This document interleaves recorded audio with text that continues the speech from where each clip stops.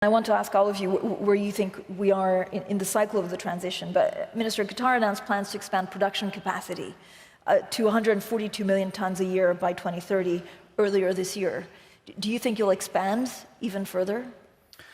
Well, when we announced that we were going to expand further, I mean, in the past, we had announced 77 million tons going up to 126 million tons. And we said that we are appraising the field further, and based on technical results of the field and the capability of the field long-term to sustain its production for other projects that we have, we'll assess whether we can do more. And after further appraisal, we found that we can do an additional 16 million tons and going to 142 million tons. And as mentioned by my colleagues, there is going to be need for gas in the future. And if you look at what Qatar is involved with our partners, and in most of the projects, the two gentlemen are with us in partnership, we're going from 77 to 142 in Qatar, and if you count what ExxonMobil and us are doing in Texas, that's an additional 18 million tons. We're more than doubling the Qatar capacity, if you will, or QatarEnergy's involvement in capacity over the next few years.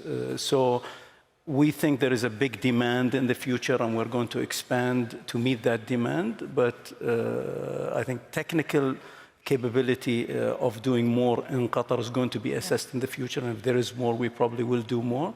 But also, we're a big explorer around the world, one of the largest holder of exploration blocks in the world, and some with my colleagues here. And if we find gas or oil, we would increase the capacity. We think we're very bullish on the demand going forward. And as mentioned, there is going to be a glut, if you will, of a lot of projects coming, mainly from Qatar and our project in Golden Pass, and some from my colleagues here in Mozambique and other areas. And there is going to be additional demand, but I think if economic growth, everybody is trying to get the inflation down and so on. If we have a reasonable economic growth going forward, I think you'll see that all the supply and demand will catch up, and you'll need another phase of development of gas in the 2030 plus. I don't think gas is going away anytime soon, and as evident by what the G7 said, just a year and a half ago or so, that we need more LNG. In the past, they were saying no more gas, no more fossil fuel.